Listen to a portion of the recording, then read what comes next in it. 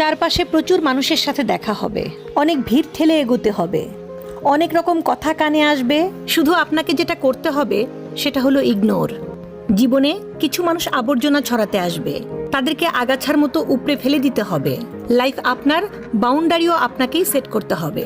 Negativity যেখানে দেখবেন সাথে সাথে সেখান থেকে দূরে সরিয়ে নেবেন নিজেকে। শুনতে খারাপ লাগলেও আপনার কাছের অনেক মানুষ আপনাকে খারাপ দেখতে চায়। তারা চায় সহানুভূতি নামক মলমের তলে একটু কাটা ঘায়ে নুন ছেটাতে। আপনি সহজে সেই সুযোগটাই দিবেন না।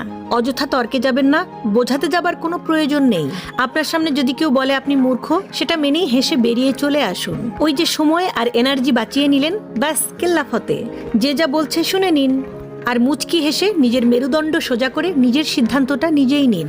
যারা আসলে নিজের সিদ্ধান্তটা নিজেই নিতে পারে, তারা আসলে জীবন চেনে এবং বোঝে। আপনাকে নিয়ে বাকিরা যখন সমালোচনা করতে ব্যস্ত থাকবে, তখন আপনি গাছ লাগান। কোথাও